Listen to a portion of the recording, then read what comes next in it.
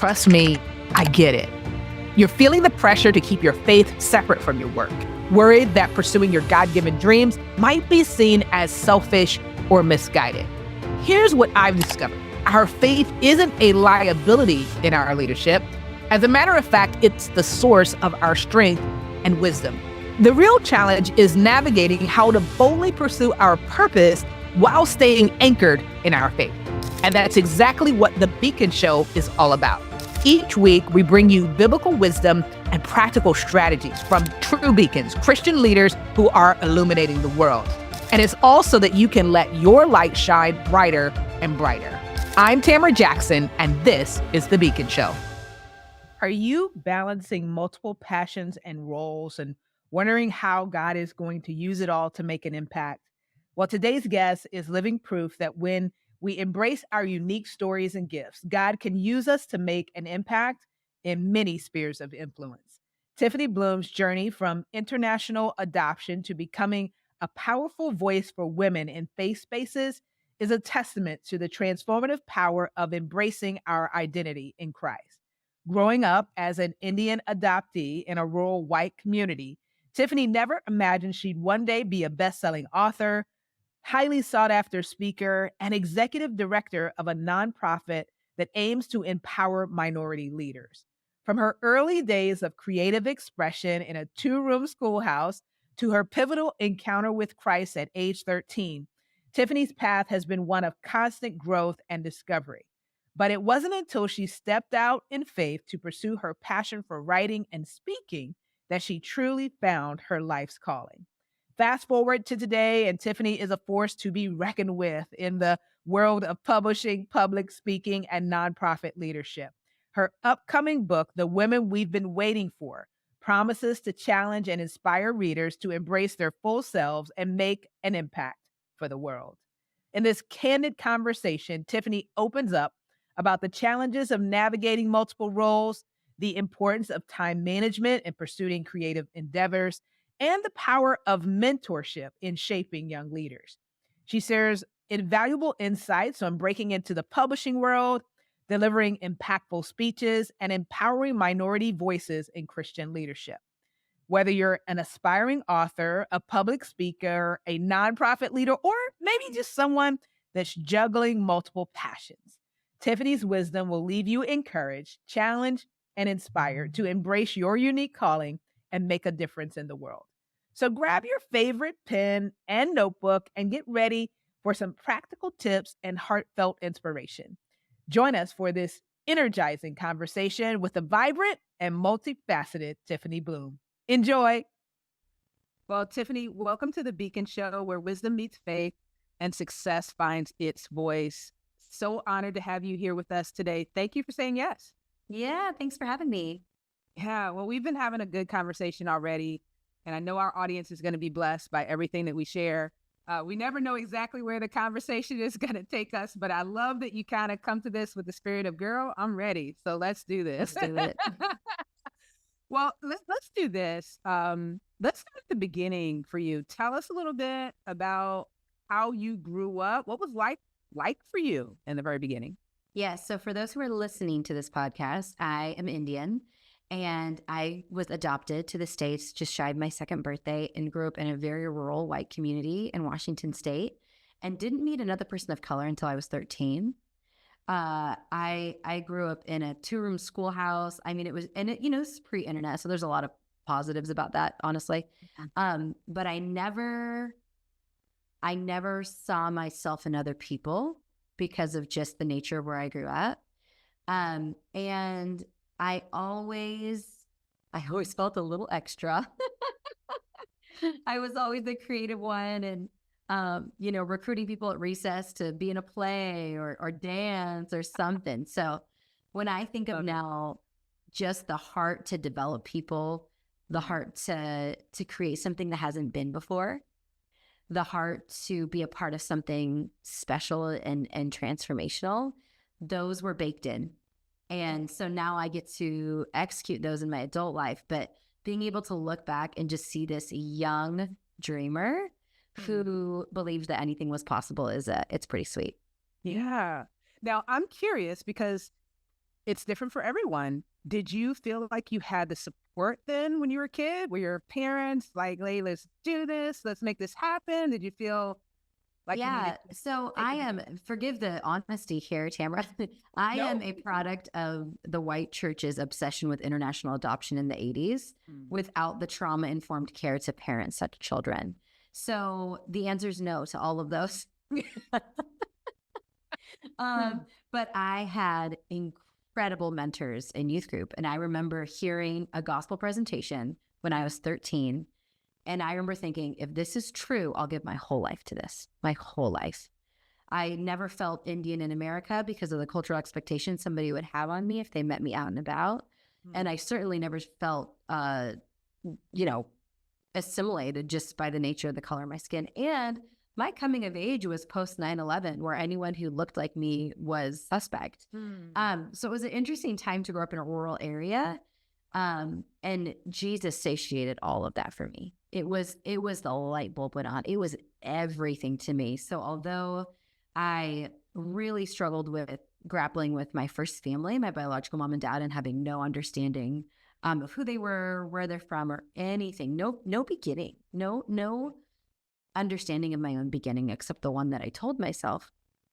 And then to find Jesus, it was just like, oh, game on. Let's do this. Let's live a beautiful life knowing you're fully loved. And so there's a very clear trajectory when I turned 13. And part of that's puberty too, of just like, wait, okay, what's happening? This is who I am now.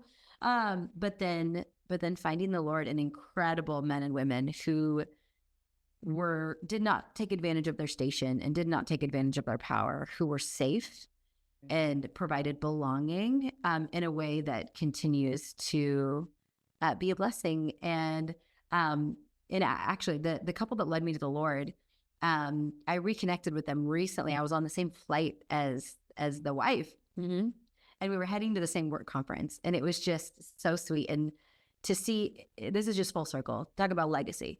I get to see full circle my children, who are now the age I was when I found the Lord, be just excited to be in their presence as I was, and be just as encouraged as I was, is just it's a beautiful place to be.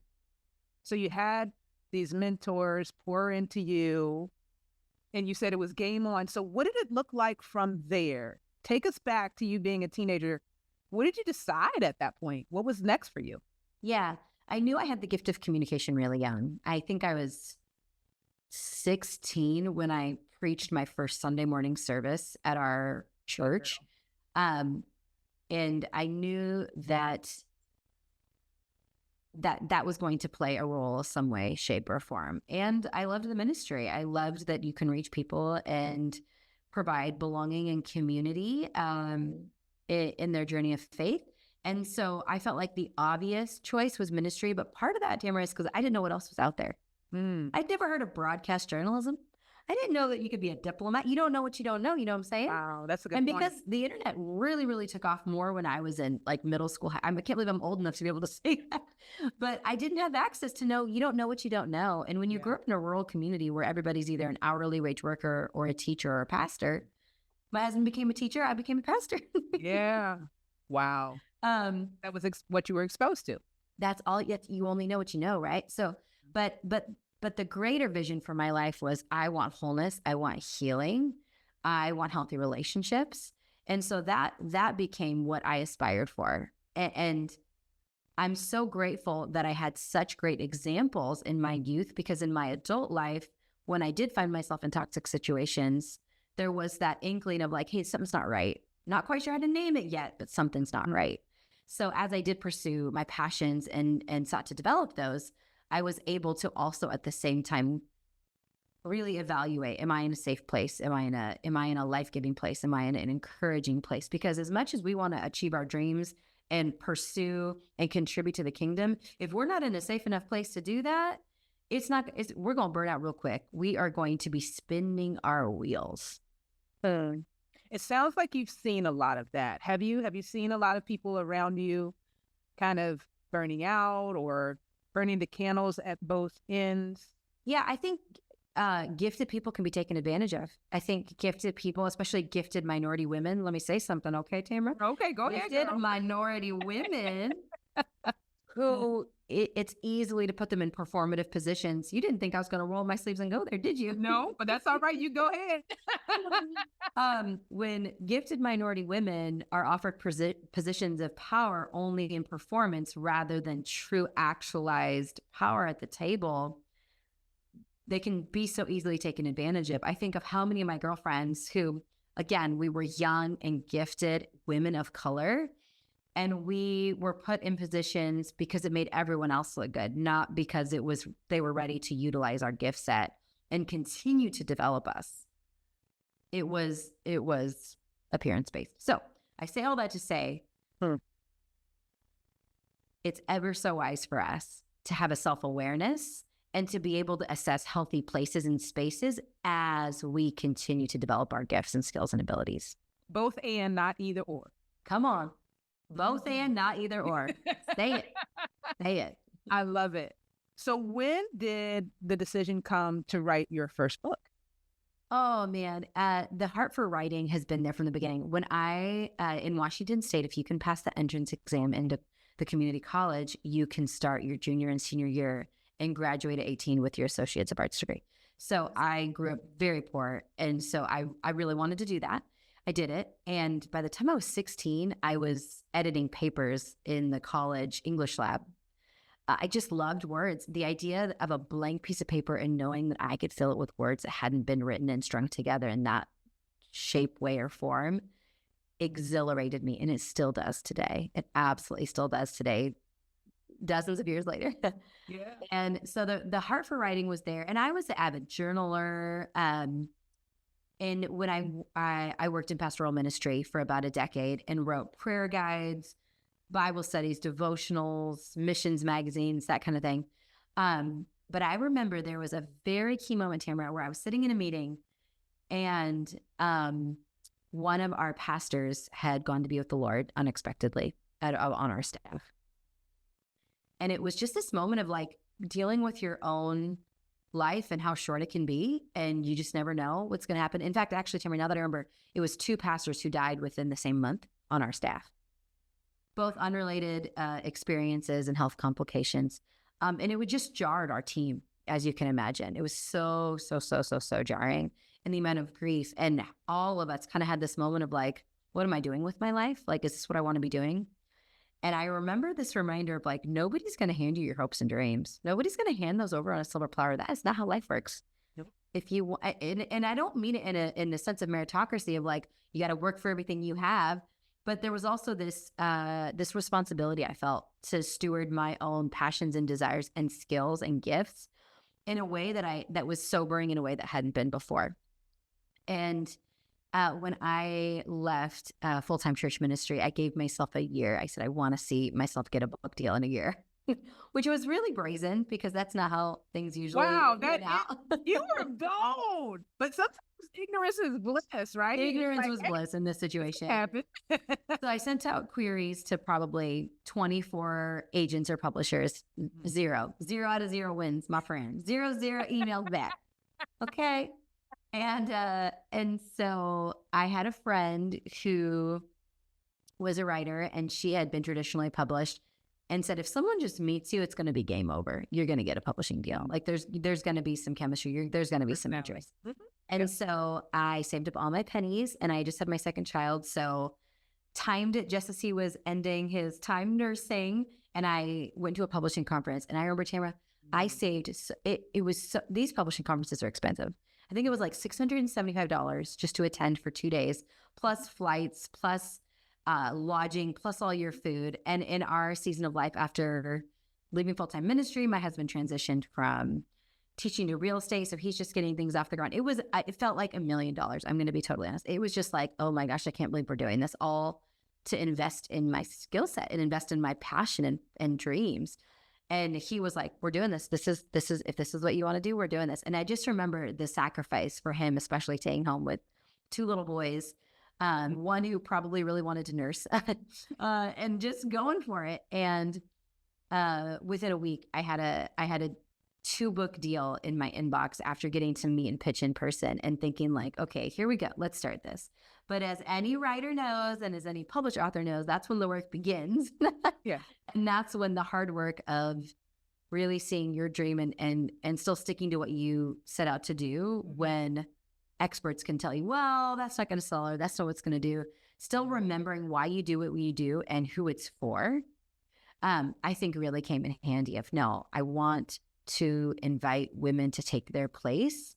And I think especially in evangelical white spaces, it's hard to envision yourself fully realize, whether you're a white woman or whether you're a woman of color, welcoming your whole self and not reducing your experience of faith to individual salvation, but for the collective good. And so that's been my heart, is inviting women to explore, what does it mean to be a woman in our day and age? Take care of yourself, love your community, and love others, and make an impact. Now, I'm curious about this conversation that you had with the experts, as you called them, as you were preparing to write your book, because you're spunky now. So I would imagine that those were some lively conversations. For those that are watching, listening, that either right now or down the road will be in that space, can you give them some practical advice on how to navigate that conversation? Because, being an author as well, having a community of authors, I know that there's a lot of tension there of, this is what I believe in our space. This is what I believe God has me to say, but I'm being told it needs to be positioned this way, or I need to take this angle. Tell us how you navigated that. Yeah, there's the majors and the minors. So on the minor issues, reaching a consensus, anything from, structural edits and point of view and emphasis and design. Those are all things I think that, there's some of those are minor issues. Some of those are major issues. Overall, impact or your point of view, because we are all an editor, a marketer, a publicist. They all have their own lens that they see the world through, in their geopolitical location and their life experiences and their church community and their denomination. I mean, there's so much that people bring to the table. And I think reminding myself of that and making sure you're aligned with people from the get-go, whether it's your agent or your publishing house, that fully understands you before you jump in. I think being so young and naive to the publishing industry and kind of thinking this is all the same and realizing like, no, each house has something different that they want to accomplish. Each agent has a different kind of books they want to acquire. And so really, really, really, really, really knowing who you are, knowing what you stand for, knowing what you want to communicate, and ensuring that we're not acting out of like, oh no, this is my chance, I got to take it. Like, hey, does this actually line up? Because that might mean wait. That might mean wait. And nobody wants to hear that. No one wants to wait. No, are you kidding me? Girl, I can get something delivered from Target in like 15 minutes. I don't want to wait. So, wow. That's a moment of decision there, right? Of being so committed to your beliefs, to your principles, that I am willing to wait, i.e. walk away from this deal if that's what it means. Yeah. And I think just practically that you can that writers can prepare for is, if there is any way you can hop on the phone with a author who is with that particular publishing house or agent and get their feedback and their experience, that goes a long way. A long way. Yeah. Now, so help us with the speaking part, because I can hear it and I've seen your videos and all that. The energy that you bring to the stage is how I'll frame it, is awesome. How did you get to a space where you were actually giving voice to your message, not just writing? Did you do that all at the same time? Tell us about that journey, because there are some people that are authors but are not yet speakers. So what did that look like for you? Yeah, I'm a speaker who's an author. So this is my primary medium. This is my primary passion. I get to speak every day for the rest of my life and never get bored. It energizes me. It is not hard for me. It is my first love. It is a day at Disneyland. I don't know if I'd actually want to go to the real Disneyland. I'd probably burn to the ground. It's not my scene. But this is my Disneyland. The idea of being able to read a room and ensure that you're connecting, because you can have the best message in the world, but if you don't know how to deliver it in a way that's impactful, and I think that that can come in a myriad of packages and a myriad of tones and vocal inflection. And I don't think there's one way to do it right.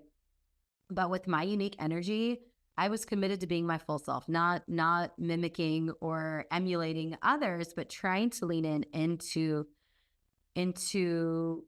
uh levity, into humor, leaning into passion. I feel like conviction and levity are where I really are where I really lean into when I'm speaking. Kind of that, yeah, leaning from humor to sincerity is a great place to kind of lean from, and it keeps people engaged.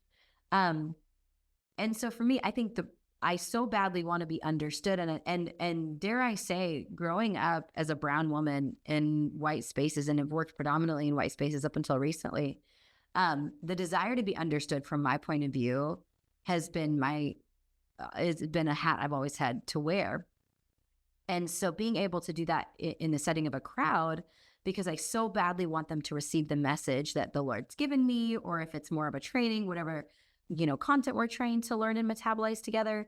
I make connection my main goal. Just like when we're writing, we want the reader. We think about the reader, what they're going through, what their struggles are. How can we speak to those issues? I think the same thing goes in an audience. I can usually know within about 5 to 10 seconds if I need to go softer, if I need to go louder, if I need to less stories, more stories. I can gauge pretty quickly, just based on engagement, what would be the appropriate avenue to communicate the point. I'm still communicating the same point, but doing it in a way that I feel would resonate with that particular crowd. So, and that's by audience response. You can usually sense where they're headed. And I think I'm a very passionate researcher. It's my coping mechanism, Tamara.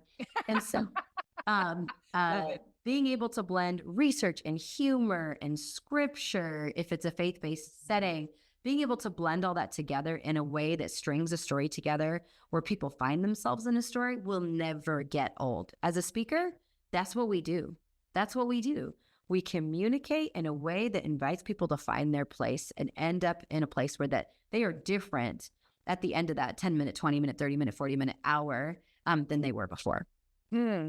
So now it sounds like there's a lot of prep, because there may be some people listening to us, watching us, that aspire to step into that speaking space. Give them a sense of what your prep process looks like. Like, you have a speaking engagement, it's 90 days from now. What are you doing leading up to that? Yeah, I'm going to give you my whole process. No gatekeeping here. No gatekeeping here. The first thing I do is have a very thorough conversation with the host organization, so I can get a demographic study, so I can get an age, background, occupation, a regional understanding of where I'm speaking. If I'm in Nebraska or if I'm in Florida, I want to know who I'm speaking to and their unique experiences. And then, of course, I want to understand the theme fully. If especially if I'm preaching a Bible passage, their point of view, I want to be respectful to their doctrine. So making sure I understand that. If it's maybe a little bit outside where I would normally speak, but really felt like I was still supposed to take that engagement. So understanding not only the host organization's mission, vision, and what they hope to accomplish in that time together, but as well as the demographics. Because once I have those, it's off to the races. And then really spend some time in prayer. And the Lord is so faithful to have a theme emerge. And then once I've got that, like, what are they going to walk away with? Because, Priya Parker talks about in any sort of event or experience, people remember the beginning, the end, and whatever was meaningful to them in the middle. That's all they're going to remember, nothing else. And so if that's the case, my beginnings and endings are as tight as can possibly be. And then, of course, I'm providing as many opportunities as I can in the middle. But I really just want to say that up front, your beginning and end, you have people or you don't in the first 7 to 10 seconds. I think it's 5 to 10 seconds personally. The way I walk on the stage, making eye contact left to right, top to bottom, if it's multi-tiered.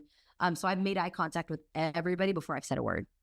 So those kind of things. Now, back to my process. Once I have the overall theme, and if it's a passage, if it's something that, that's been given to me, or a theme of that workshop, whatever, it's usually just one main point. And then the research that leads into this main point, and then 3 takeaways of how we can engage or embody. So I always do main point, the research that supports it, and then 3 takeaways. Where do we go from here, essentially, is the question you're answering. And the last, so let's say you have a 30-minute talk. Maybe you didn't ask for me to go into the weeds as much, but here we are. Oh, go here we are, Tamara. That first 10 minutes, just establishing your point, your story, yourself, your credibility, and the research behind it. Another 15 of where we go from here, and then 5 closing it up. And I think I don't stray too much from that, because people need to be led in speaking, just like we do in writing. They need to have a clear outline that their brain, if there's tangents and stories on story that don't make sense. I think you and I can probably think of so many people where like, where are we going with this? And you're like, wait, what is happening? We're all over the place. Being as linear as possible, I think, is the goal. And I love the way you broke down how much of it is you, because sometimes the other thing that I see here is there's so much about the individual story that the audience really understanding what they need to take away might get a very short period of time. And it's my belief, and it sounds like it's yours as well. Yeah, the story is great. Who you are is awesome. But if you don't give people something that they can apply to their lives that helps their life, their personal life, their professional life, et cetera, be better, then we've done that audience a disservice. So I love the way you gave it, gave some really practical guidance on how to approach that. And I think especially in the author community and just creative community overall, like, we have a passion for our story. And so one of the things that we have to learn is how to balance that. God's certainly given us a journey to impact and influence and empower other people, but it's not just our story. We got to make sure, like you said, people can find themselves in the story and understand what they need to take away. So thank you for reinforcing that. Now, we were talking a little bit earlier before we officially hit record about the many different roles that you play. So you also, in addition to all of your creative pursuits, also do work with an amazing nonprofit. Talk to us a little bit about the nonprofit itself, but then how it fits into the bigger picture of Tiffany and why it was calling you to be a part of that mission.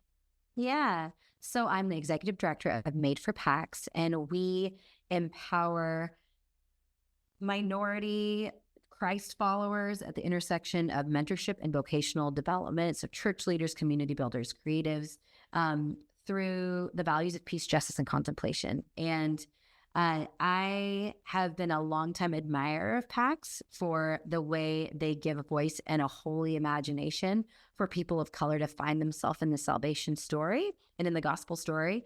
So when this position opened up, I was like, okay, this is a part of me. I call myself an organized creative. The administrator part of me, the lover of leadership and developing people part of me, would get to be more in a day-to-day capacity. So I've been here just 3.5-ish months, and we are eagerly excited as we launch our fall fellowship. We train 25 to 35-year-olds, and it's everything from worship leaders and pastors and writers and advanced writers, poets, artists, community organizers, policy advocates. It's a little bit of this, a little bit of that, all under those church leaders, community builders, creatives, to really build a holistic kingdom that invites everyone to take their place. And as somebody who so very much lacked mentorship by people of color, it is such a joy to provide that to fellows all over the country. It really is a joy to be able to provide something that I was starved of.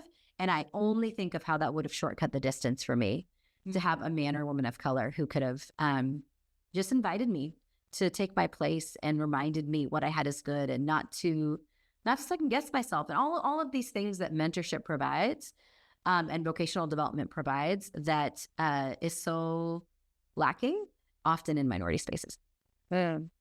Now, love the mission. Tell me how you divide your energy. Tell the audience, because that's the thing. Like when I first started entrepreneurship, I was doing similar thing. Like I was working, but in a for-profit organization and building my author career, speaking career, all of that on the side. And at times it can be tough to make sure that I have the energy that I need to show up in both spaces. So talk to us about how you manage that to make sure that you can still be this bubbly, energetic Tiffany. Like, it's got to be tough. How do you manage it? It's so tough, Tamara. It's so tough. Leadership expert Tracy G talks about often managing your passions and your proficiencies and finding out that percentage of where you are able to not only survive, but thrive. And I think that can change day to day of surviving to thriving. But is it 50-50? Is it 70-30? Where do you need to be operating in passion versus just proficiency? You're good at it, but it's draining. Versus passion is you're good at it and it's life-giving. So I think being able to really assess passion versus proficiency has helped a lot. And not just the obvious, writing, speaking. It's okay. Is it fast-paced? That's life-giving to me. Is it people-based? That's life-giving to me. Is it have a very creative edge? That's life-giving. Is it in person? That's even more life-giving. Is it provide a lot of variety? So being able to understand what keeps you in a place of passion has been incredibly helpful for me in this season as I balance all of these, especially Tamara, I have a book coming out this fall. Yeah, I saw it. September-ish? Yeah, September-ish, the women we've been waiting for. And so being able to balance that, thinking about a tour, thinking about book launch, thinking about all the marketing that's going into that, that's draining. That's draining work. And the fun part for me was the writing of it, that and the research and the writing. So for me, the passion, we finished it. It's moved on to the proficiency area now. Speaking is just pure joy. It's pure joy for me. So I would say even more practically, understanding when your golden hours are. For some of us, that's evening golden hours when we're in our best, most creative flow. For some of us, that's early morning. For some of us, that's midday. Some of us, it has to do with space of where we're at. Is it at the dining room table? Is it an office? Is it a coffee shop? A co-working space? A field in the middle of nowhere? I don't know. So being able to establish what brings me life so I can give my best to each of these three endeavors. Because they're so wildly different. Writing, speaking, and executive director are very different. And also the reality as a creative that our creativity, when we attach a monetary expectation, it can sometimes affect our creativity in such a way that we aren't able to be true to what we wanted to say or do, but also feeling like a failure if it's not commercially successful. And creativity has no respect for commercial success. I mean, you know who speaks to this so well? Rick Rubin in The Creative Act. And I remember vividly him writing about what kills creativity. And one of the things he wrote about was hoping to make money out of it. And I think as much as I'd like to exploit my creativity to pay my bills, that's not been my journey, Tamara, as much as I would love to. I'd love to. It'd be great if I could pay my bills off my creativity. But, for so many of us, we aren't going to be New York Times bestsellers. Those things aren't going to be part of our journey, but we're going to still be faithful because we can't not. The world might keep on spinning, but we won't unless we continue doing what we were created to do. So for me, it has been like, hey, there's still bills to pay. I got to keep the light bill on and feed my babies. So I'm going to have to get a job. But it doesn't mean I'm giving my creative endeavors that might not pay what a 9-to-5 pays. They still get just as much passion because I've still put in the work to become an expert at those fields. Yeah. Yeah. And then the family component, right? So I'm trying to think, does Tiffany sleep? She sleeps so good. She sleeps so good. Wow. Yeah. My head was spinning as I was thinking about all of those different dynamics. Do you have, this is because you are a detail person. Do you have a calendar that kind of it's all color-coded. I feel like for a time blocker with colors and all of that good stuff, right? Yeah. In fact, before we hopped on our call, I had about 4 minutes to spare before we hopped on. And so I was into the end of June and July, blocking out things, my son's track meets and all of these things, making sure everything was on there appropriately, just because I'm like, that's going to come at us fast those next couple months. So I would say I'm not a last minute person. I don't leave things to last minute. I organize by deadline and expectation and energy management of what each one will take from me. I think keeping myself organized has kept me able to do all of these things. I will say it can get busy. Oh, Tamara, In the last week, I think I've been on 6 planes, and I leave tomorrow for France for 8 days. So it's a little bit of this and a little bit of that. Keep it moving. I wanted to circle back just to make sure that what I was feeling was right around the calendar and the schedule, right? Because that might bless someone of, hey, I've got all this stuff. I don't know how I'm going to have the energy and the time for these things. And that might help them to say, hey, you can do it, but you're going to need to really be organized. And here's a way that you can get started with this time blocking. And as a person that used to, maybe I need to get back to it, used to time block, one of the values that I saw is it allowed me to be forward thinking instead of feeling like all of these things were coming at me, right? I went into the week with, here's what the week looks like. In 2 weeks from now, here's what I think. Now, of course, things happen, but here's what I think it's going to look like. And then it gave me an opportunity to create space for all the different things that I wanted to make sure that I did. And it sounds like that's a critical part of your process is, hey, this is where I need to be for my son. Here's where I need to be for work. Here's where I need to block out time for my author stuff.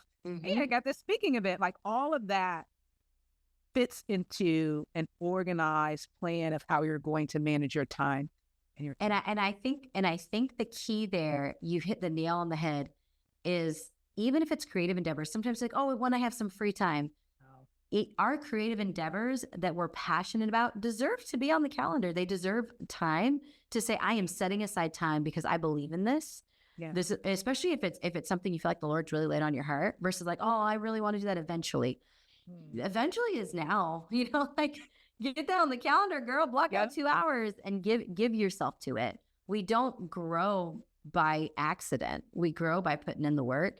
And I mean, when I think of when I got my book deal and trying to get things moving, didn't have money for childcare, kept pinching pennies, and I didn't have a ton of margin. And so it was when kids slept or it was when kids napped. I didn't have all of these amazing resources that made this doable and easy for me. But I was still so committed to it. And I really believed in what I had in the tank. What I hear between the lines is if you really believe in the message that God has given you and you're committed, because it takes commitment, you will create the time and the space. Because you deserve it. You owe that to yourself. Let it be a gift to oneself, right? And if you're listening and you're thinking, it's just not the season, that's okay. If you need to bench it for a season, but don't bench it for a lifetime. Amen. Wow. We've talked a lot. And I want to respect your time because you've got all these things to do, Superwoman. Okay.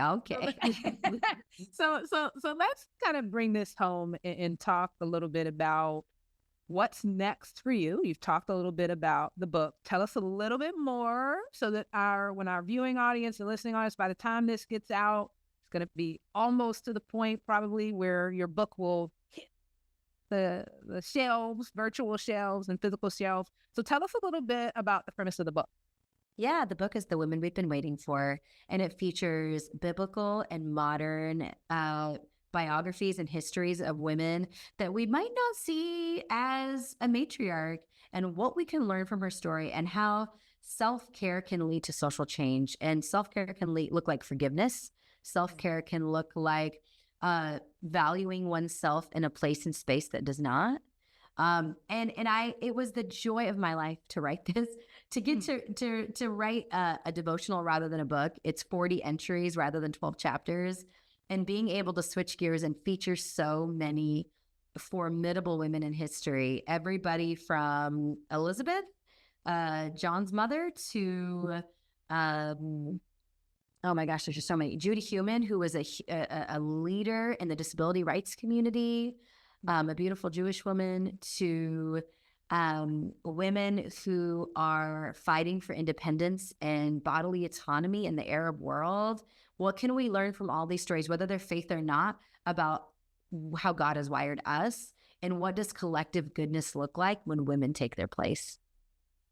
Exciting stuff. So we'll make sure that our viewing and listening audience has your website and they can follow you on social so that they can stay up to date on when the book hits the stand.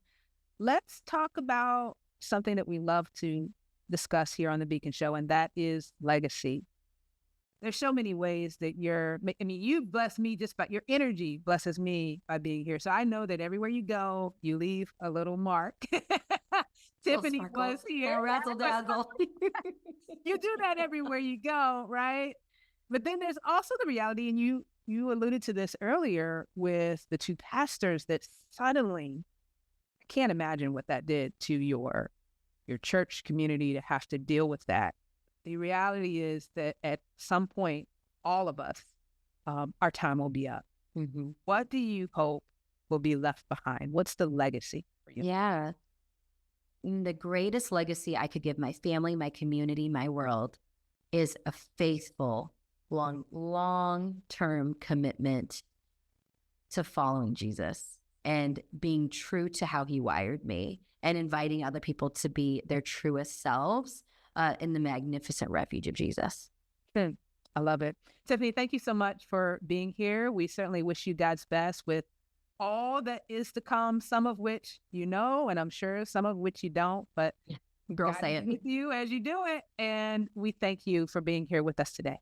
Amen. Thanks for having me.